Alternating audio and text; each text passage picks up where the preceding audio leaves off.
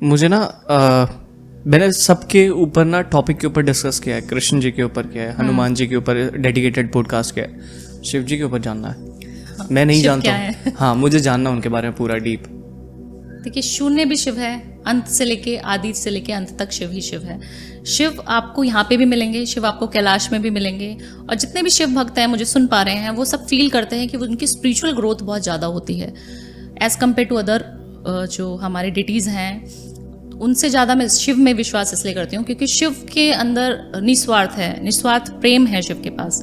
अगर आप चाहेंगे कि आपकी कुंडली में, मैं बता दूंगी बीइंग एस्ट्रोलॉजर की, धैर्य आपको ये चीज़ नहीं मिलेगी, बट आप चाहते हैं कि मुझे ये चीज़ चाहिए, क्योंकि वो मैं आपको देख पा रही हूँ कि आपको वो चीज़ चाहिए, तो चाहिए। आपकी कुंडली ठीक है, जो भी है ठीक है, बट मुझे तो चाहिए। आप जब ये चीज़ निर्णय ले लेते हैं कि बच्चे का सुख नहीं है, प्यार का सुख नहीं है, कुछ भी चीज़ें नहीं है, और मैं हताश हो जाती हूँ कि मैं क्लाइंट्स को क्या बताऊँ कि क्या चीज़ करें, तो मैं शिव के पास भेजती हूँ। और मुझे जितने व्यूअर्स सुन रहे हैं सबको पता है, जितने लोग मुझसे कंसल्टेशन ले चुके हैं, 99.9% लोगों को मैं शिव जी के पास भेज देती हूँ। शिवालय पे एक लोटा जल, सिर्फ एक लोटा जल, कुछ नहीं मिलाना, कोई पैसे नहीं खर्च करने, कुछ भी नहीं बताया उन्हें, सिर्फ लोटा जल जो कि फ्री का है, वो आप ले जाके 43 डेज तक शिवालय में रोज अभिषेक करके अपनी मनोकामना मांग के, बोलकर, संकल्प लेकर अगर आप शिवलिंग पर जल चढ़ाएंगे तो आपकी मनोकामना 100% पूरी होगी। 200%, 1000% पूरी होती है। ओके जी, शिव ये हैं। क्योंकि देखिए, भूत भी उनके थे, राक्षस भी उनके थे। सबसे बड़ा भक्त शिव का कौन था? रावण था। राम भी उसका, रावण भी उसका।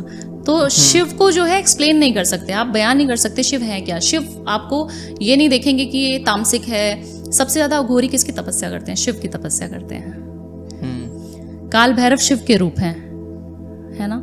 काली माता उनकी पत्नी है।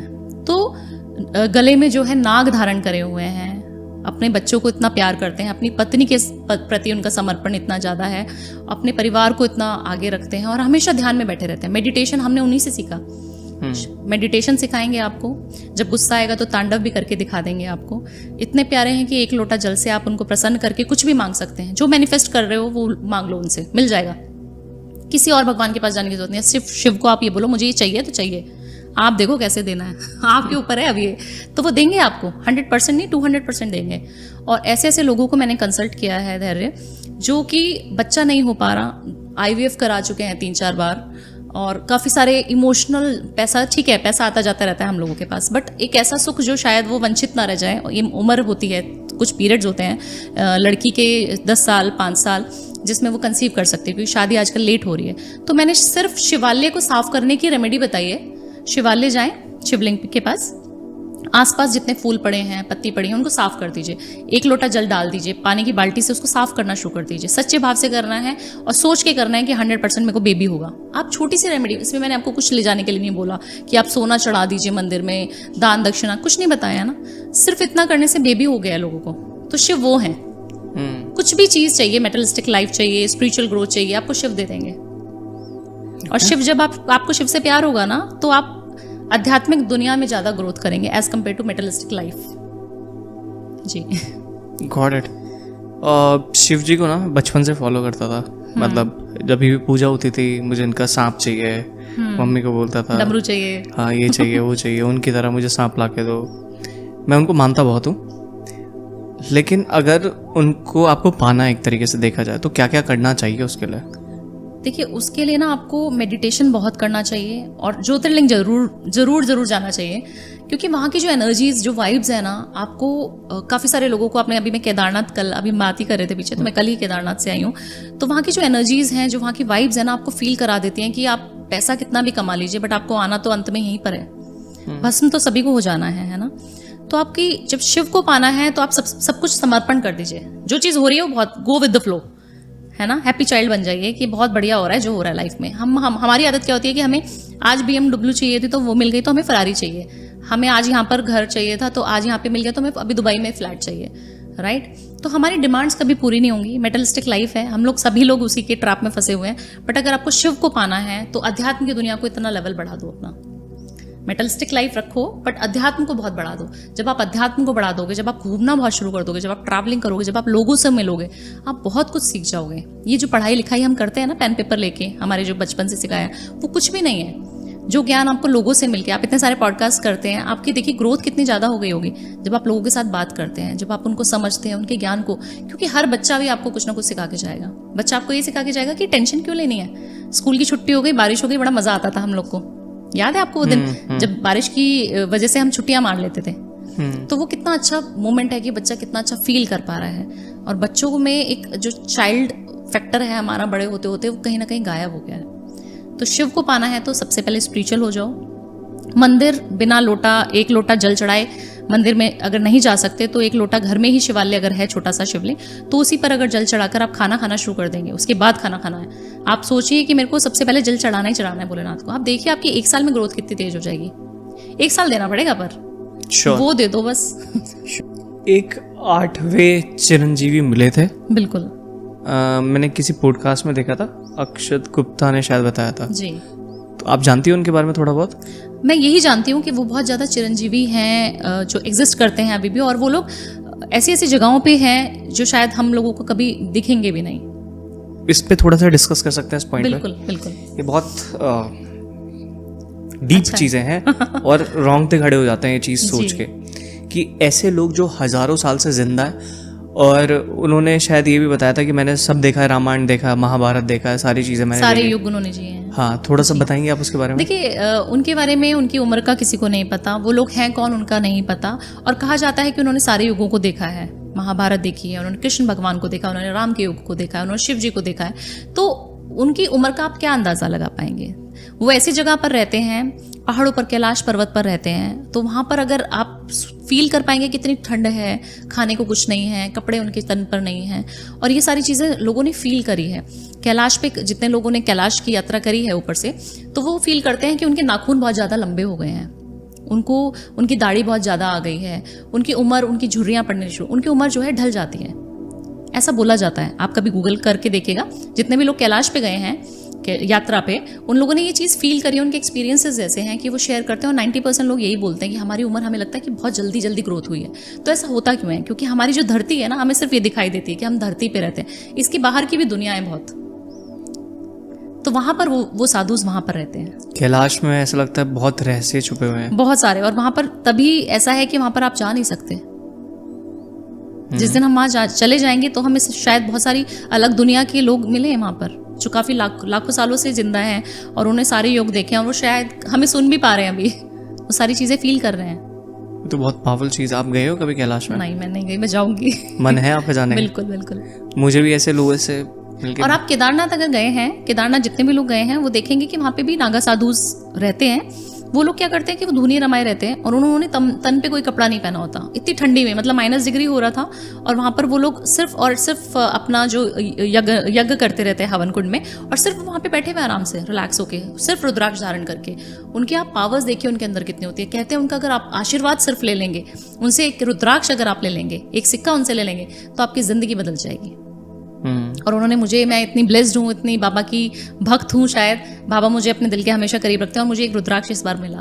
तो आई वॉज सो ब्लेस्ड कि मतलब मुझे बहुत अच्छा लगा, और मैं इतना फील करती हूँ जब भी मैं कहीं स्पिरिचुअल जगह पे जाती हूँ तो I was crying like anything. मतलब मुझे अच्छा लगता है कि हाँ चलो अच्छा है।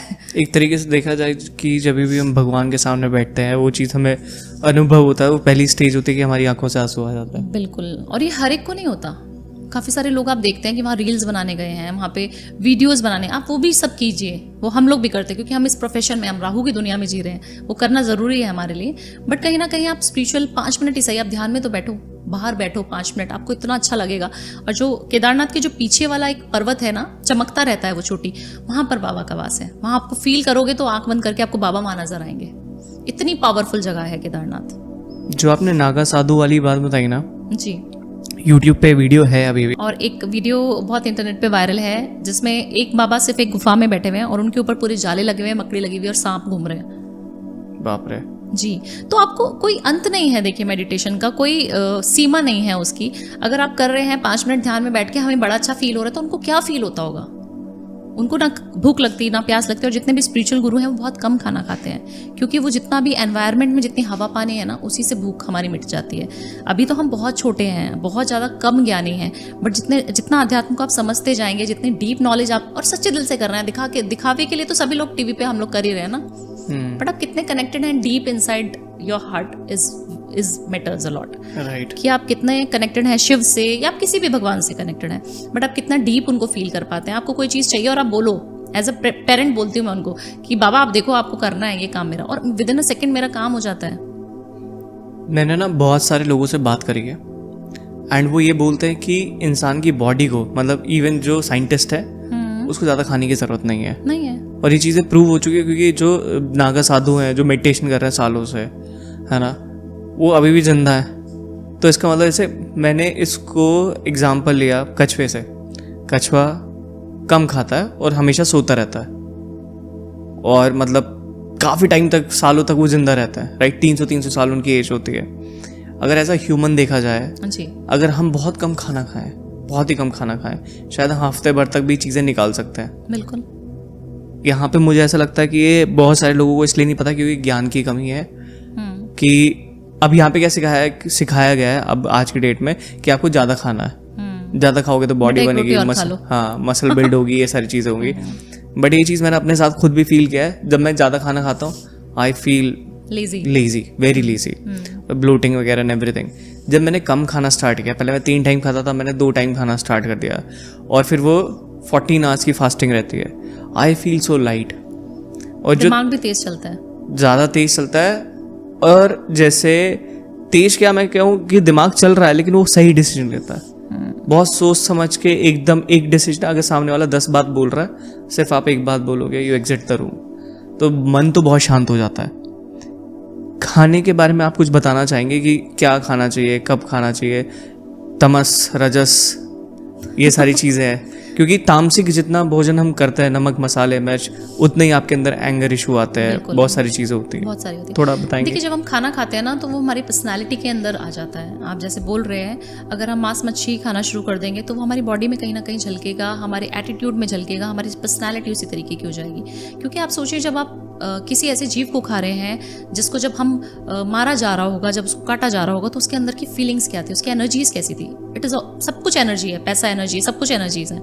हम अगर लेमैन लैंग्वेज में समझे तो सब एनर्जी है, ठीक है। भगवान भूल जाइए, क्योंकि और लोगों और धर्म भी हैं इस दुनिया में, राइट। तो आप एनर्जीज का समझिए, अगर एनर्जीज उसके अंदर ऐसी हैं कि वो उस समय पे क्या इमोशंस रहे होंगे उसके, कि मुझे मत मारो, बहुत रोया होगा, तड़पा होगा, तड़पता भी है ना मरते हुए वो, और उसको आप बड़े इंजॉय करके खा रहे हो, तो उसके अंदर एनर्जीज बहुत नेगेटिव थी।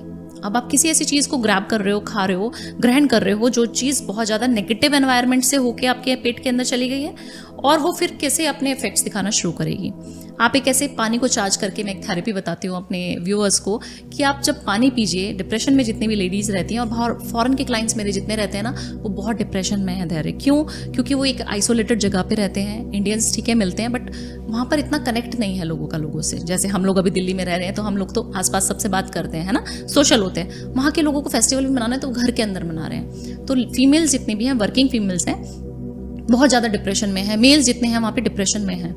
तो उन लोगों को मैं एक थेरेपी बताती हूँ, क्योंकि वहाँ शिवलिंग नहीं होता, वहाँ पे बहुत सारी चीज़ें ऐसी रिचुअल्स, जो हम गाय को खाना दे सकते हैं, हम गुड़ खिला सकते हैं, हम कुत्तों को फीड करा सकते हैं, वहाँ नहीं है। चींटियों को खाना नहीं डाल सकते आप, बहुत सारे रूल एंड रेगुलेशन है। तो मैं सिर्फ वाटर थेरेपी बताती हूँ और उससे उनका काम बन जाता है। तो आपने करना क्या है, ये ग्लास लेना है पानी का, इसको इस तरीके से ऐसे पकड़ना है, होल्ड करना है, और उसको चार्ज करना है वाटर को। मैं करके दिखाऊँ आपको? Please go ahead. देखिए सब लोग घर पे कर सकते हैं इस रेमेडी को, है ना। इस तरीके से पानी लेना है, इसको चार्ज करना है, फील करना है कि आपके साथ बहुत सारी चीज़ें पॉजिटिव हो रही हैं, बहुत अच्छा हो रहा है, मेरा घर बहुत बढ़िया है, मेरे बच्चे बहुत अच्छे हैं, मेरा हस्बैंड मुझे बहुत प्यार करता है, या मैं बहुत अच्छी पॉजिटिव फील कर रही हूँ, मेरी वाइब्रेशन बहुत अच्छी है। फील करना है, 3 बार फूंक मारनी है। आपने इसको चार्ज कर दिया, इस पानी को सिप सिप करके पूरे दिन पीना है। आपने कभी गुरबानी सुनते हुए देखा होगा, जब सिख लोग होते हैं, वो लोग जब भी खाना बनाते हैं ना, जब भी लंगर प्रसाद बनता है उनके घर में, एक तो सर ढक के हमेशा बनाते हैं वो लोग, और गुरबानी चलती रहती है, तब उनके यहाँ प्रसाद, लंगर प्रसाद बनता है, या जो कड़ा प्रसाद रहता है वो बनता है। ऐसा क्यों होता है? क्योंकि जब भी हम थॉट्स, वाइब्रेशंस जो फ्लो कर रहे हैं, वो हमारे खाने के थ्रू हमारी बॉडी के अंदर जा रही है। वो इतनी पॉजिटिव वाइब्रेशन है ना, उस समय पे आप कोई नेगेटिव चीज़ सोच सकोगे नहीं ना। आप सोचोगे आज हमारे यहाँ बढ़िया गुरुद्वारे में लंगर होने वाला है, या मैं किसी की सेवा के लिए प्रसाद बना रही हूँ, तो कितनी अच्छी वाइब्रेशन है, मेरे को भगवान ने इस लायक बनाया कि मैं प्रसाद डिस्ट्रीब्यूट कर पा रही हूँ, तो आप फील गुड फैक्टर आएगा आपके अंदर, है ना। आपको ऐसा फील नहीं होगा कि मेरी लड़ाई हो गई, मेरी सांस ऐसी बोल रही है, मेरी ये वो, आपको नेगेटिव थॉट्स नहीं आ रहे। उस समय में अपने भोजन के अंदर इतना सारा पॉजिटिव वाइब्रेशन घुसा दिया। जब आप उसका एक निवाला भी लेंगे तो आपके अंदर कितनी एनर्जीज, पॉजिटिव एनर्जीज का फ्लो होगा। आपका दिमाग खराब हो ही नहीं सकता, आपके पास पैसा ऑटोमेटिकली आएगा ही आएगा। आप इतने पॉजिटिव हो जाएंगे, आपका ऑरा इतना अच्छा हो जाएगा। सारी चीज वाइब्रेशन की है। मत करिए पूजा, मत करिए पाठ, मत करिए घंटी बजा बजा के घंटों, मत जाइए मंदिर। सिर्फ आप अपनी वाइब्रेशंस अच्छी कर लीजिए, आपके पास जो चीज़ मैनिफेस्ट करोगे वो आनी शुरू हो जाएगी। सिर्फ पानी की थेरेपी, आप रोज पानी पीते हैं सब लोग, पानी चार्ज करके पानी पीने शुरू कर दीजिए। आपको क्या जरूरत है नॉनवेज खाने की? एक जीव को मार के खाने की जरूरत ही क्या है? आपके पास बहुत सारे ऑप्शंस अवेलेबल हैं। आप पनीर खा सकते हैं, आप सोयाबीन खा सकते हैं। और आप मानेंगे जिनका मंगल खराब रहता है उन लोगों को मैं ये मसाले, तामसिक भोजन सब मना कर देती हूँ खाने से। जिनका क्या खराब है? मंगल।